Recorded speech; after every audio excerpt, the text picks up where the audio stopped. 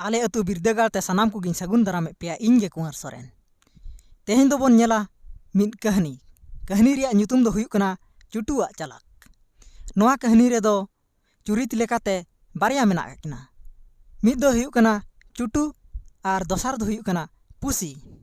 चमटू मेनते मिद चालाक चुटुई ताहें कना। उनी दो अकोय हो बाय बतरा कोआ। सिंह हुयेन निंदा हुयेन उनी दो नीर जलारे गोटाय दाड़ाना। मिद दिन ओनकागे दाड़ान कान ओक्तोरे हुपटेगे मिद पुसी ठेन खने ओता हचोयना। मेनखान चालाक चुटू पचोजो रिया हर गे बाय नाम लेया। एनहो चालाक चुटू उयहर काय पचोजो रिया हर। आर मेन कावदिया पुसी एते ककी अम्मा एकालिं नेल काद मेया चुटू गुडुम जम को लहारे मोचाम आप हुतुमोआ। मेनखान तेहेन दो इñ बिन आप हुतुम तेगेम जमिया से चेन। आदो पुसी मेन रुआर केआ बांगा बाबू इñ पुसी जाति दो आप हुतुमो रिया दो चेन इñ दो खाली जाल ᱧᱚᱜ एन खानगे हुयेन तिñा इñाग दो आप हुतुम। किछि ऑक्तो तायम खानगे पुसी दो एहब केआ जालो।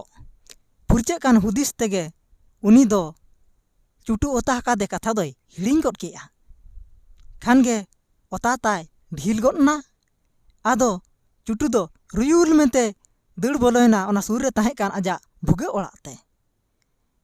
खानगे पुसी दोहड़ा उनी चुटू साबे लगिते दोन लेआ मेनखान बाय साब दाड़ेया दिया। नोआ कहनी खन निना सेचेद बोन नाम केआ जे चुटुआ बुद्धि ताहें कान ताया मेनते ओना बुद्धि गे सुही ऑक्तो रे लगाव केते आजा जीवी दोय बांचाव के ताया। नोआ कहनी ओका लका पे बुझाव के तवाना मा तबे कमेंट तलाते लई तावन पे। आर जुदी आले अतु बिरदागार पे कुसी का खान दो लाइक पे शेयर पे और सब्सक्राइब दो आलो पे हिड़िंग तवान। मा तबे सनाम को जोहार।